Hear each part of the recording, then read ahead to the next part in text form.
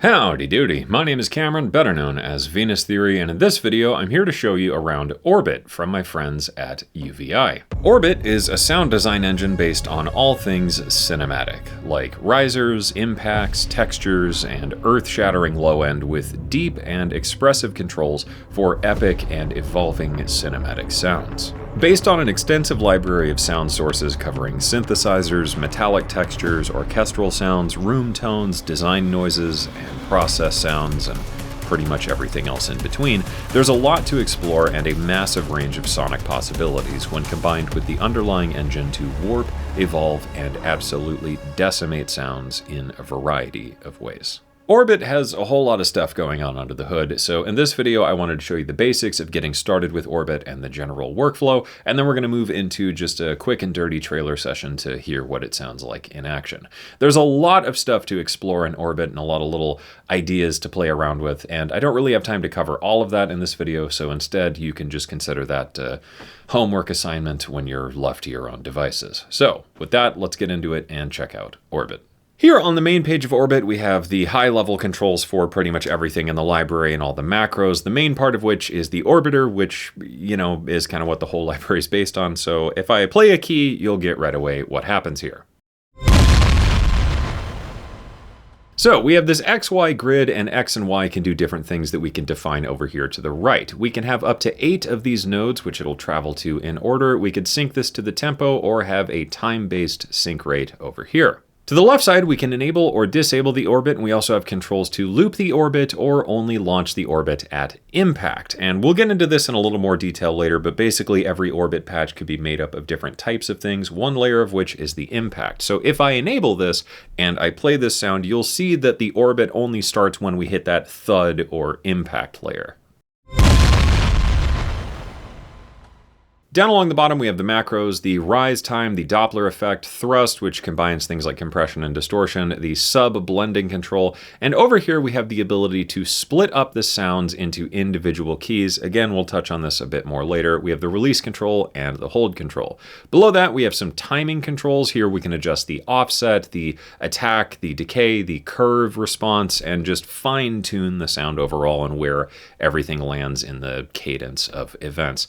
At the bottom, we have the mods. There are 4 different mods we can enable or bypass here, and we can assign these to a variety of controls, which we will get into shortly. As I'm sure you would expect, Orbit ships with a pretty sizable collection of factory presets here. This covers everything in the cinematic realm, from booms to textures to impacts to risers to a couple things like drum kits and playable instruments. So it's a pretty good tool for either getting through a tight turnaround on a trailer or library track, or just sketching something out and going in and refining it later, or just adding some general cinematic-iness to whatever it is you might be working on. And that's the absolute basics, but let's take a look at what's actually going on underneath everything here. Moving over to the mixer here, I've pulled up another preset and we can see what's going on. We have a couple different categories of sound indicated by the color: the rise, the impact, and the texture. So the rise layers consist of these things. The impact is the impacty stuff. And the texture is just some additional texture. Put it all together and you have an orbit patch. Each of these categories can be enabled or disabled, soloed, blended, and individually adjusted with either the main editing page or the FX editing page, which is actually independent for every single source within an orbit patch. There's nothing too different between these. However, on the impact layers, you'll notice this control, which is the disperser. If we solo out maybe this layer here and I give it a play, we can add this dispersion effect, which adds a little bit more phasery, flangery type crunchiness that just makes impacts feel a little bit more organic and just kind of sonically satisfying. That's the easiest way I can explain it. The impact layers also feature a transient shaper, which, as you would expect, shapes the transient. I can leave this at 0, I can decrease the transient, or I can increase it. Each one of these element groups has its own selection of source sounds. So if we go into the risers here, we have collapse, dark elements, ethereal, noise, sci-fi, shepherd tones, tension builders, so on and so forth. In the impact section, we have orchestral clusters, drum machines, foley, guns, gongs, glitch, and so on. And over in the textures, again, collapse, dark elements, ethereal, noise, metal, shepherd tones. You get the idea. There's a whole lot to explore here. But if for some reason this isn't quite up to your standards, or you have something more specific in mind, you can also drag and drop your own sounds onto any of these layers within an Orbit preset. Getting back to our modulator section here, anywhere in Orbit you see this little down arrow, this is where we can assign modulation from any of the mod sources along the bottom, or from things like velocity, the mod wheel, or even a random. All that being said, as I'm sure you can imagine, this is a whole lot of control and expression that brings a lot of life and dimension to even simple source sounds or your own custom samples, and you can make some pretty quick changes to drastically alter the sound characteristics of whatever it is you're designing in Orbit. Last but not least, moving over to the effects tab here, we have the global effects, a wave shaper, EQ, chorus, and phaser. These can be enabled or disabled with the flag at the top, as well as their individual controls accessible here. And then we have our aux sense, the delay and reverb. In our mix section, we can define these in the edit tab, so we can send to the reverb or delay, and these sends can be modulated as well, which is a lot of fun to experiment with, and also a nice thing to do stuff like duck a reverb out of the way of a transient or whatever you have in mind. That's the long and short of it when it comes to Orbit, but just to quickly recap everything and show what I think makes this library interesting, here's one of the factory presets called Broken Sanity. So we've got impacts and textures. To show you what makes this fun, let's just remove one of these and add a rise of some kind. Cool, that sounds good. Going back to the main tab, let's do some Doppler, thrust, maybe increase the sub layer, do something like this. We could add another node quickly, just move these around and change what effect is happening on each of these, something like that. Go into the effects, do a tiny bit of wave shaping of some kind, maybe a little bit of EQ, throw on a chorus, drop the speed, blah, blah, blah. And from just a few clicks here, we've transformed that factory preset into this, which is absolutely over the top and just sonically devastating, but I think it's pretty cool to be able to do something like that quickly. That being said, let's move on and take a look at using Orbit in action. So I've cut together a trailer from some stock footage here, gave myself about 30 minutes and just whipped up a very quick trailer track. This is what we're working with currently.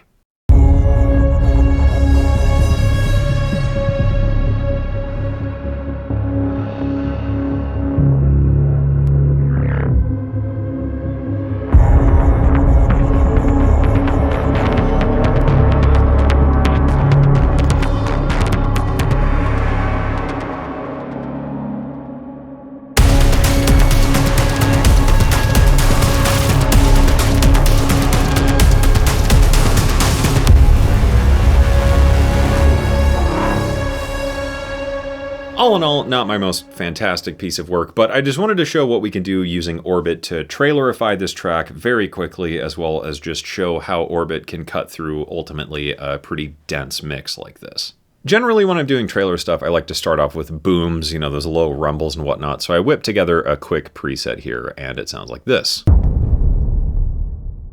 Just a nice, low, thuddy impact, and there's really not a whole lot going on here. On another instance here, just a couple impact elements going together with a pretty aggressive sublayer and some thrust, as well as doing that filter trick here to cut off pretty much all the top end to make a really classic low boom. I also ran these through an external reverb that ducks out of the way of that impact layer just for a bit of mixiness, so that gives us these really nice low rumbles.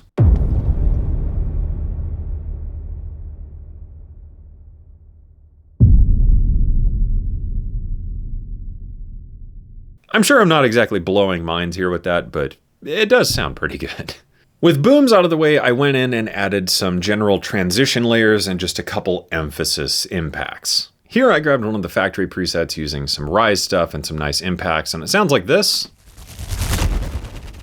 I also set this to be synced to the tempo and then just ran it through a quick filter to emphasize that second low boom. So combining those, we now have this. really cool, trailery, organic thing. Next up, in the quiet part of that track, I got a riser preset here. It's really just a bunch of risers and then one texture layer just to fill in that space and add a little bit more tension. So that sounds like this. And again, just to save myself some time and not have to print everything to audio, I set this to a tempo sync value, which makes it super fast to work with this. To emphasize that movement a little bit more, just another factory preset here of one of the slams.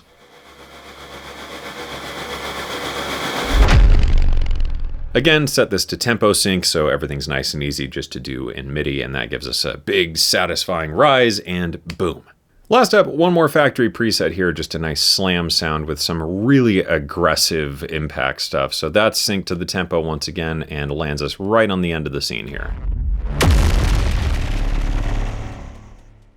Pretty cool sound. It's sort of a brom, it's sort of an impact, and it's got a really nice organic Foley-y quality to it. Just everything you need in a good trailer sound. That was all the main stuff, and these last elements are just kind of the ear candy section that just fill everything out and kind of glue it all together. To fill out that riser section, just to add a little bit more interest and image, I got this sound here, Silent Evidence, and just soloed it out in this preset. It's just a nice, sort of gently bubbling riser thing that just added some interesting texture. Building out the riser a bit more, I set another factory preset here to a time sync, and it's just blending some risers and textures. So there's no impact layer to this one because there's already quite a bit of punch on the impacts I've designed. So that gives us this. And I think this is a nice way to work because the risers are tempo synced, and then any texture you have starts after that riser, and you can also offset this. So it's a good way to add an accent to an impact or something like that and have separate mixing controls over all of that. There were 2 points in this trailer that I thought just needed a little bit more emphasis, I guess. So I layered together 2 more impact presets here, and these sound like this. Pretty cool, and just a nice touch of sub sitting underneath everything. Finally, closing things off, I just imported some of my own sounds here to make one more preset, and I've got 2 variations of this, one with a riser and one without the riser, and that sounds like this. There was just kind of a little bit of room for some extra transient information, and I couldn't find anything in the factory library that had the character I wanted, so just threw in some of my own samples, and away we go. As one last bit of polish, just to emphasize a few of these points in the trailer, I dragged in an audio sample, just one of my own samples here, and it's just pushed through a whole mess of reverb. These sound like this. Just some kind of snare Foley hits to emphasize a few things. So if you're wondering what that is, that's it. Unsoloing that and zooming back out, I now present to you a trailer track using Orbit made in like 40 minutes. Take it away.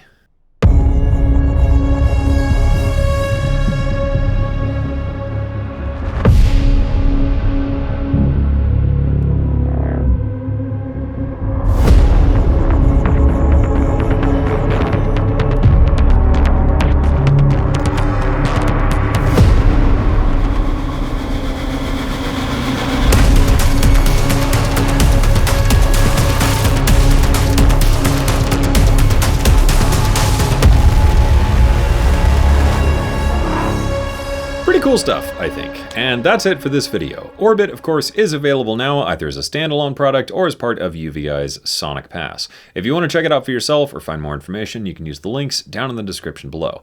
Thank you for watching. Thanks to UVI for having me on the channel as always. And of course, I hope you enjoyed it. I hope you learned something, and I hope this inspires you to get out there and make something awesome.